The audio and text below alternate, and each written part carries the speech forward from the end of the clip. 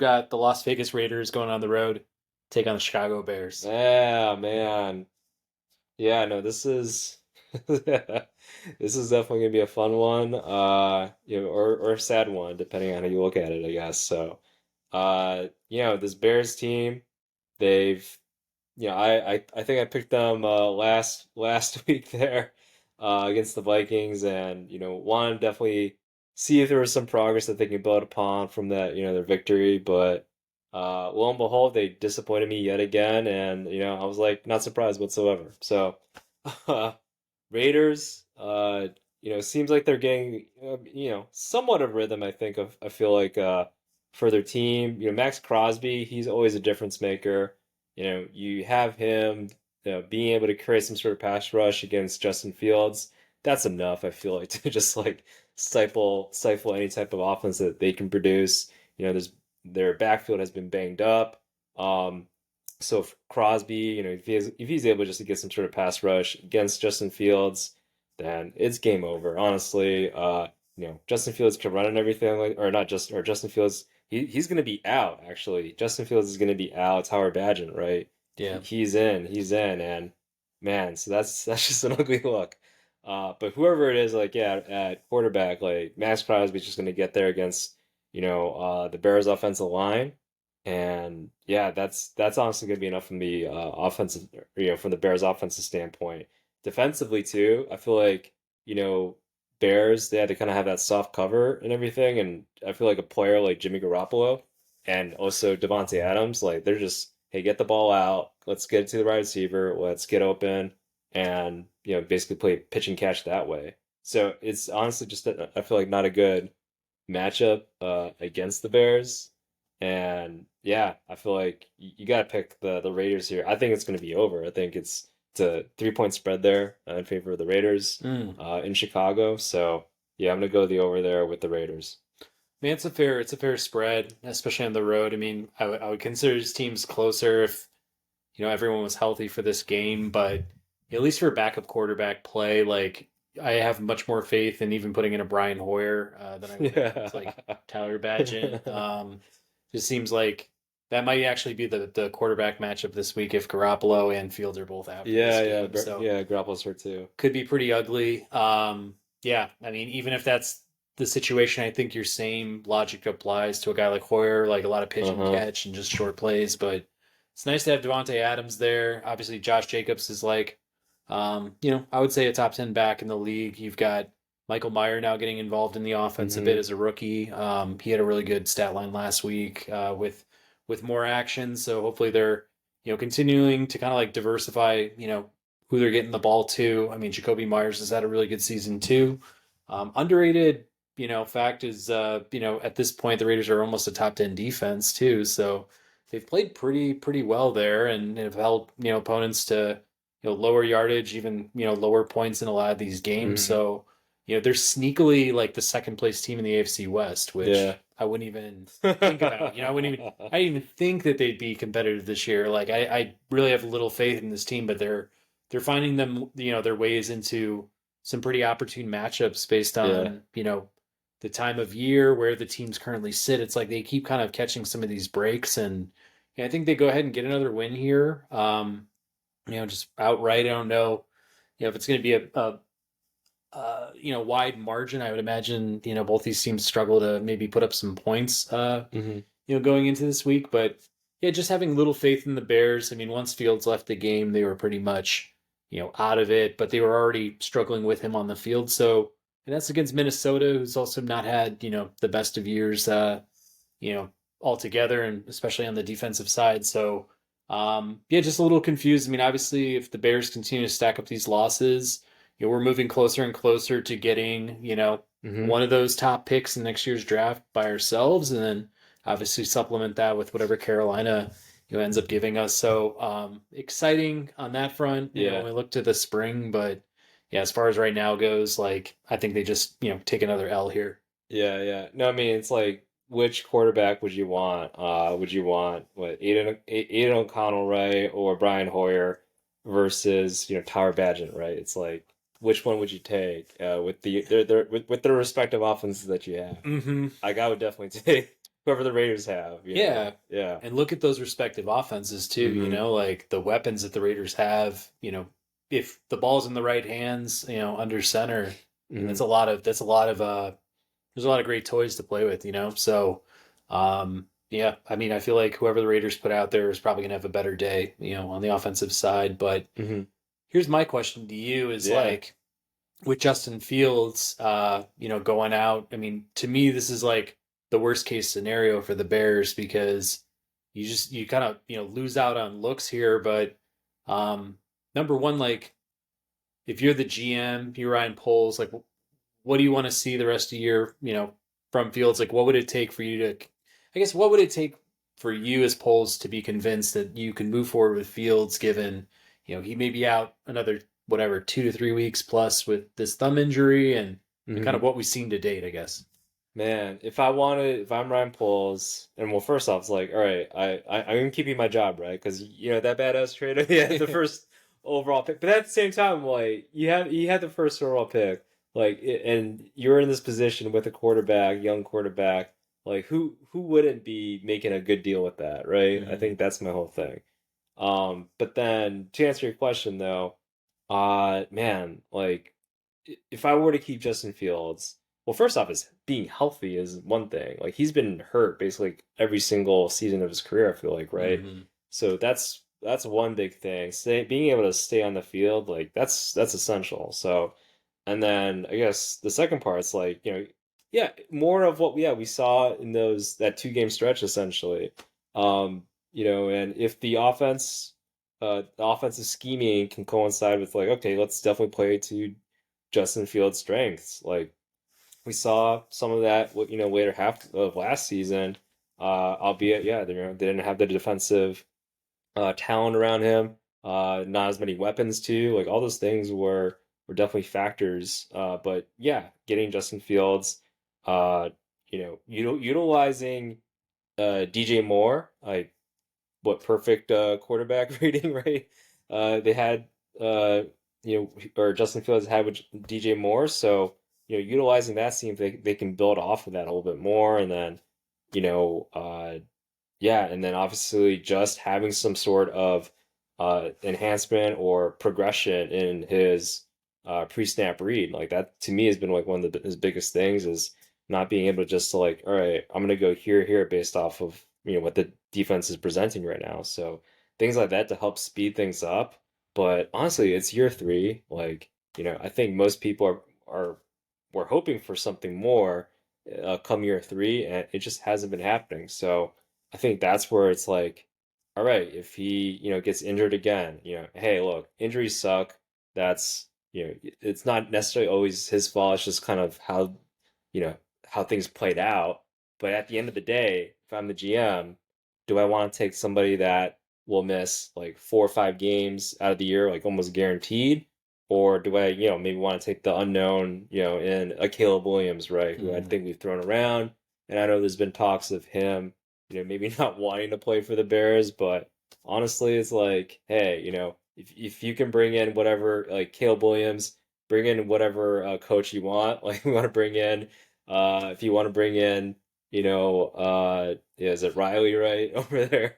If that is feasible, like, hey, let's see what we can muster up there. So, but yeah, like if that kind of comes into play, yeah, I would be open to getting Caleb Williams, but yeah, there would just have to be, I feel like, a lot of things happening with Justin Fields in order to have me satisfied. But like, yeah, we can keep you, but then yeah, maybe we do trade like the number one pick, and kind of do a similar deal what we did with DJ Moore, getting DJ Moore and first rounders right that year. So that's what I'm thinking. Yeah, I mean, Justin Fields, the only game he's had this year where he's really showed out was that Washington game. Mm-hmm. And it was one where I was like, this demonstrates that he has the talent to be a you know, top option at quarterback, in the NFL. Just the fact that he's capable of Yeah. having, games like that, but there's too much inconsistency in his game too.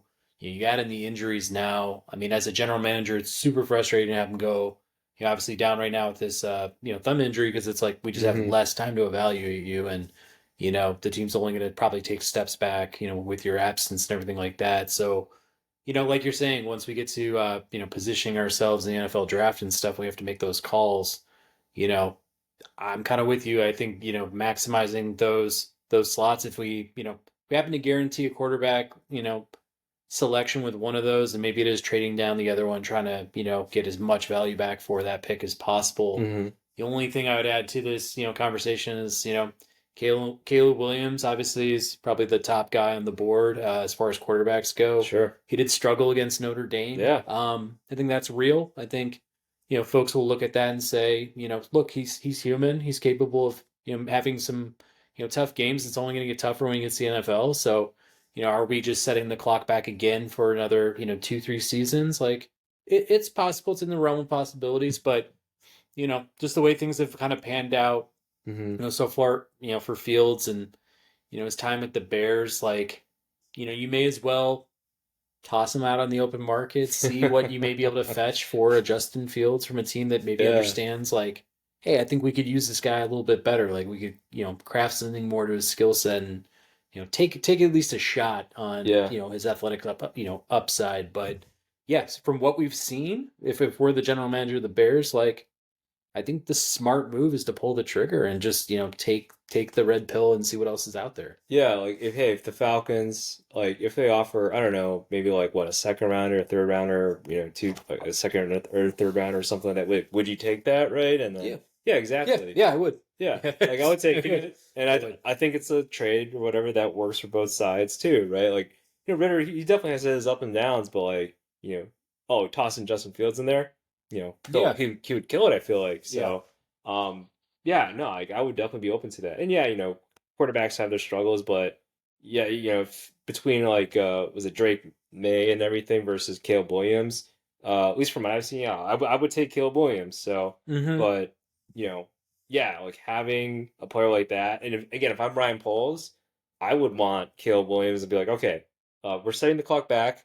Keep my job. Like, let me Mm-hmm. build the team as much as I can. Yeah. Sorry, I screwed up the first time. Like getting, Eberflus and Getsy and all this fun stuff here, and not establishing, good defensive line presence. So it's like get Caleb Williams, and I would definitely be open to Marvin Harrison Jr. if we are able to get like second, third pick or something like that. But I think I, I kind of am hesitant to say that because I've been eyeing Marvin Harrison Jr. for so long, Mm-hmm. but I also think it's like we need defensive line help, Yeah. especially on the edge. Like I think I've been seeing, was it Dallas Turner from Alabama, and then also Jared Verse, who I like from Florida State. Mm-hmm.